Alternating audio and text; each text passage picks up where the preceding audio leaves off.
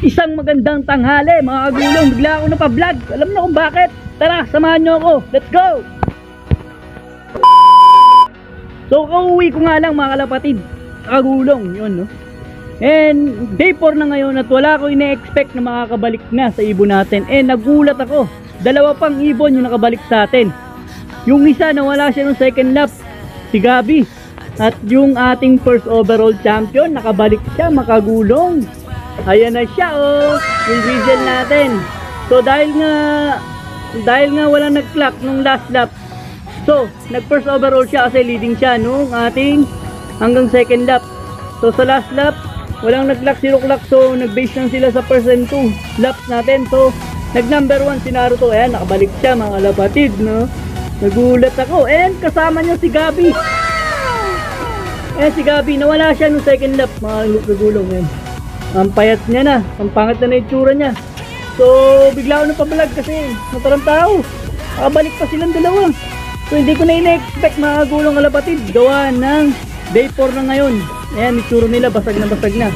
Sabi ko nga, ang tanin ko lang sa mga ibon natin hanggang day 3 kasi yung baon nilang carbo sa katawan is hanggang 3 araw lang mga kalapatid no. And nagulat ako, dalawa sila nakabalik rito. And tumingin pa ako sa iba sa loop natin and wala nang ibang bago, silang dalawa lang. So maswerte tayo, inuwihan pa rin tayo ng ating ibon. Ayan, si Naruto. Ang problema ko, wala na akong ideal pills mga kagulong, wala batid no? Kailangan makarecover siya at gagawin na natin siyang breeder mga kagulong. Although sigurado na palayo lang to ng lipad, imbis na pabalik, pasulong pa yung naging lipad niya. So maaaring umabot na ng 1,000 km nilipad ditong dalawa na to mga kagulong. Pero ang tibay, pinalikan pa rin nila tayo. Grabe, day 4 nakabalik pa sila from 300 km. Ayos, ayos mga kagulong, success. So meron na tayong mga breeder, proven breeder na tayo mga kagulong. Talagang mapa-smash man, talagang babalik sa atin yung mga ibon natin mga kagulong. So napakaswerte natin, talagang kukunti lang nakapagpawi sa club mga kalapatid. And isa nga tayo sa medyo marami rin napauwi. At talagang nagpapasalamat tayo dito sa mga munting ibon natin. Talagang binigyan na tayo ng champion. Binigyan, nag-uwian pa yung mga ibon natin. Yung pa lang, yung mag-uwian pa lang yung ibon natin mga kalapatid, talaga namang papasalamat ka na kasi talagang umuwi yung ibon sa hirap ng karera. Diba? Pero kung tutusin, napakalapit lang nun, 300 km kumpara sa Pilipinas, pero napakahirap ng karera rito kasi disyerto. Tapos after ng disyerto wala silang inuman, siyempre, diba? Puro buhangin. Then after ng disyerto, bundok naman mga kalapatid, wala pa rin tubig. So kalaban pa nila puro palkon. Yung isa nga nating old bird na nakauwi mga kalapatid, si White Flight, ayan, may tama yan ang palkon sa ilalim. So nagpapagaling siya. At kababalik niya nga lang kahapon day 3.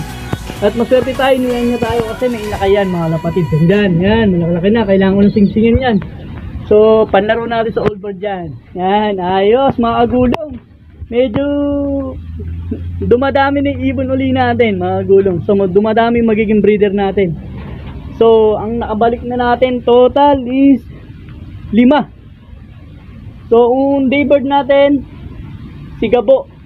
Oh, asan ka na Gabo?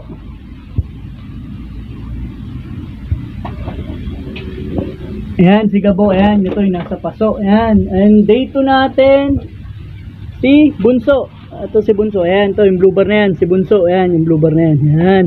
And day 3, kada araw may bumabalik tayo, nagpapasalamat tayo. Day 3 nga, ito yung old bird natin.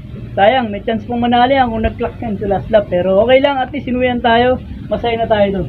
At day 4, nagulat ako, dalawang ibon yung nakabalik sa atin. Ayun nga, si Naruto, yung diesel natin. At si Gabi, yung nandun sa dulo, yung tatakpan yan. Medyo mahina na siya mga kagulong, kailangan ko na siguro siya i-quarantine. Baka may dalasang sakit. Ayan, payat na siya. Tingin ko pa lang sa katawan niya, payat na kasi magandang ibon to, malaking katawan yan eh. Ganun din si Naruto. So kailangan ko silang i-flashing. Siguro bukas ipa-flashing ko sila. Pagpapahingayin ko muna sila kasi mahaba ba. Mukhang may tama rin si Naruto mga kagulong. Kasi nakita ko doon sa pailalim ng kanyang binti ay merong gusot-gusot na kagulong. Ayun, mukhang may tama nga. Kaya siguro na pauwi ito ng hindi nakauwi kaagad. So tignan natin mga gulong. Ayun nga, may tama nga siya mga gulong. Ayan, may tama siya, may serga rin siya. May serga rin siya mga gulong. Grabe, ayan oh, nangingitim pa oh. Grabe yung inabot niya mga gulong may serga rin siya. Kaya pala hindi siya kaagad nakauwi, inabot siya ng day 4, may serga din siya. And si Gabi mukhang may tama rin siya mga gulong. Kasi si Gabi, kasi yung ilalim din nung ano niya, meron din gusot-gusot. Tingin ko may tama rin to si Gabi. O pasalamat tayo, inuwi nila tayo. So dito ko natatapusin yung video ko mga kagulong. Gagamutin ko muna yung mga ibon natin bumalik. Baka pagalitan nila tayo kasi bumalik na nga sila, hindi pa natin sila inaasikaso. So sobrang saya natin mga kagulong. Maraming salamat sa panonood. Hanggang dito na lang po. Huwag nyo kalimutan i-like, share, and subscribe ang ating YouTube channel. Bye!